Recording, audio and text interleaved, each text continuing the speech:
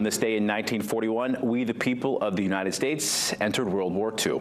Each year, on this day, a day that will live in infamy, around the country, Americans pause to remember the attack on Pearl Harbor. This is our coverage from 2011, the 70-year anniversary of the attack. In Bangor, people gathered at the bridge over the Kenduskeag Stream, the annual event, which sees a wreath thrown into the water as a sign of remembrance. Veterans young and old attending, including Major General Bill Libby, whose father was a World War II veteran.